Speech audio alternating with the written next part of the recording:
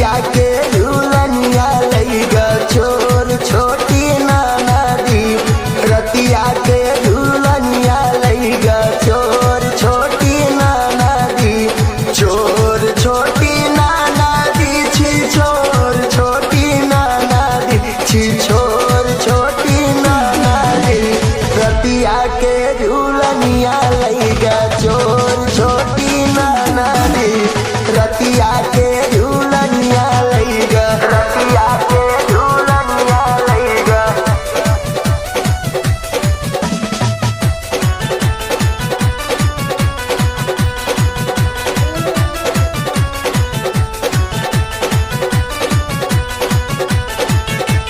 पियावाया सा बोलेला हो पियावाया सजा गावेला। धीरे धीरे नाना दो कवड़िया खोलावेला। कवड़िया खोलावेला। पियावाया सा बोलेला हो पियावाया सजा गावेला। धीरे धीरे नाना दो कवड़िया खोलावेला। सैया जन कवड़िया देहनी खोल छोटी नाना दी। हाँ खोल छोटी नाना दी। रतिया के झूलनिया लईगा छोर छोटी नाना दी। रतिया के झूलनिया लईगा छोर छोटी नाना दी।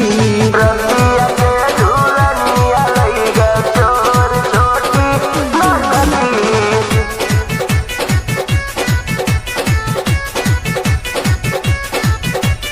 इतन भैले बतिया बीतल दुखवा में रतिया हो।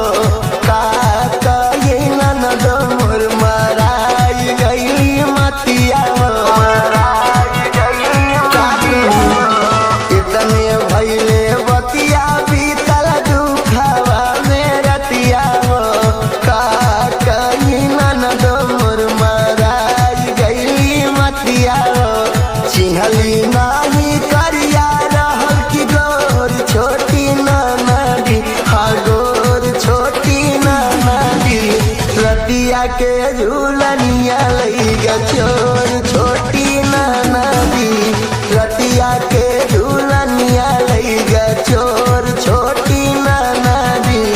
रतिया के झूलनिया लईगा छोर छोटी नाना दी।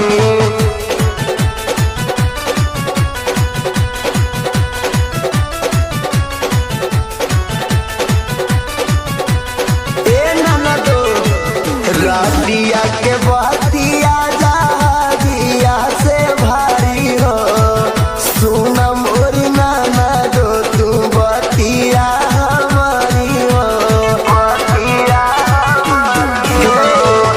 रतिया के बतिया जहाजिया से भारी हो। सुन मोर नाना दो तू बतिया हमारी हो। छुए हमरे अखिया से लोर छोटी नाना दी। साहब लाल कहा भइले भोर छोटी नाना दी।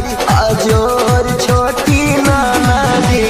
रतिया के झूलनिया लईगा छोर